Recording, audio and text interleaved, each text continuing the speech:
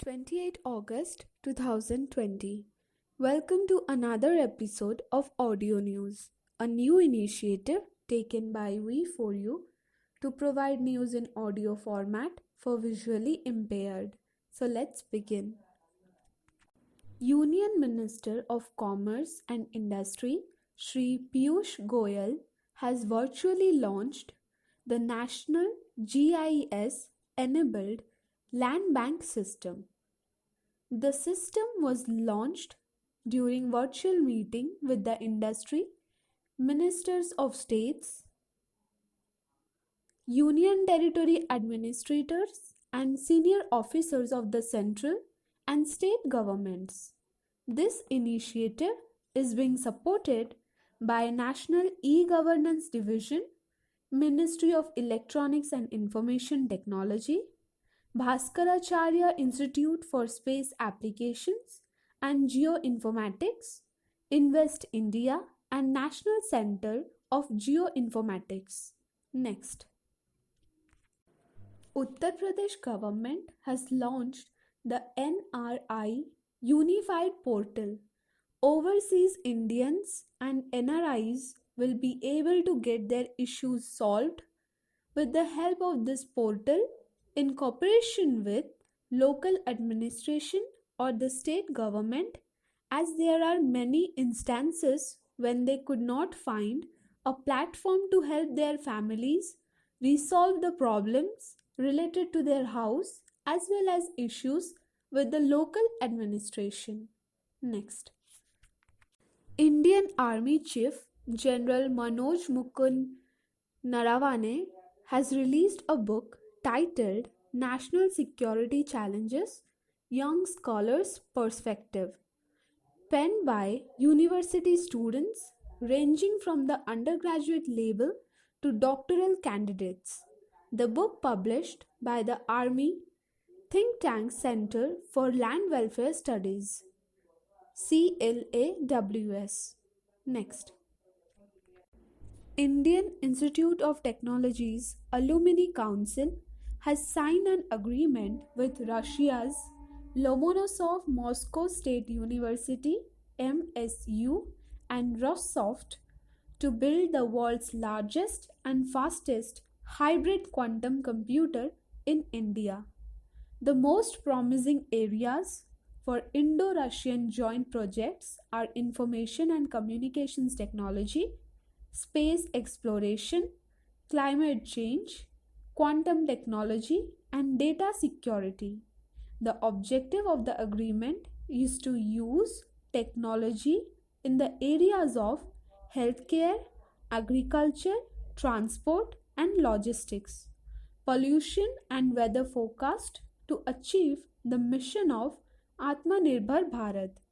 As a part of the agreement, the Russian state-owned companies, which are key intellectual property rights IPR owners, will transfer critical modules in cryogenics, cryptography, and modularized cloud management technology to IIT Alumni Council.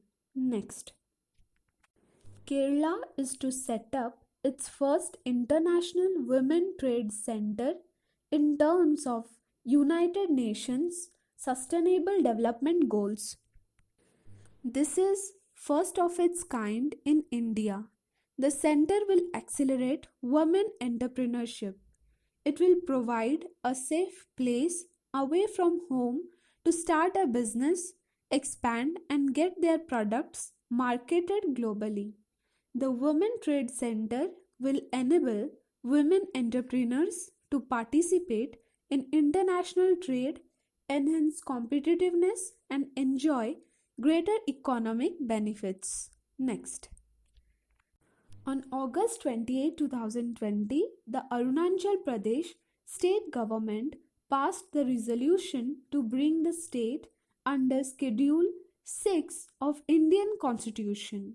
The state is to initiate talks soon with the Assam state government over border issues. The sixth schedule of the Constitution provides for the administration of tribal areas in Assam Tripura, Meghalaya, and Mizoram. It safeguards the right of tribal population in these states. Next.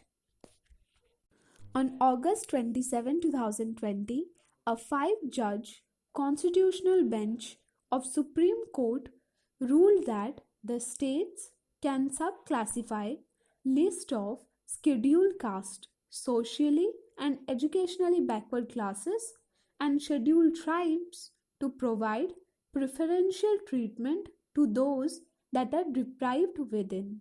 Next. The Government of India is to bring 11 ordinances in Parliament during Monsoon Session, that is to commence in September 14, 2020. The Parliament is to have several preventive measures to stop COVID-19 infection during the session.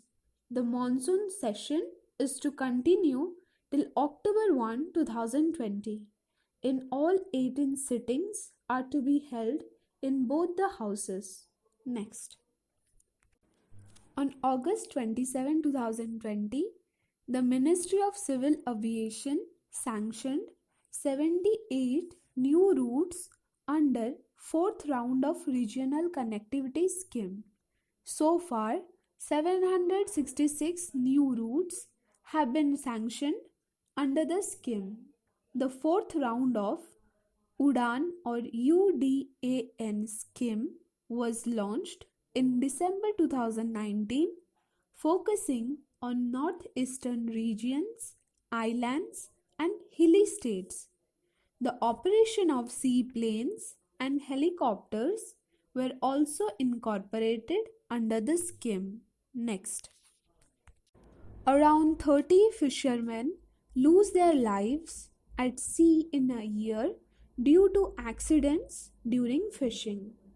Under this context, the government of Kerala has launched marine ambulance services to provide more efficient rescue. The marine ambulance specializes in providing first aid and also rescue operations. The ambulance is capable of providing critical care to up to 5 people simultaneously. Next. On August 27, 2020, the Finance Minister Nirmala Sitharaman chaired the 41st GST Council meet. The council discussed states' compensation and revenue losses. The following were the key discussions at the 41st GST Council meet.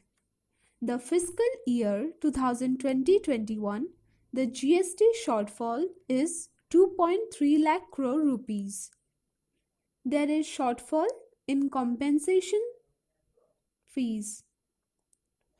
No increases were made to the taxes. So with this, we will conclude our episode for today. Thank you all.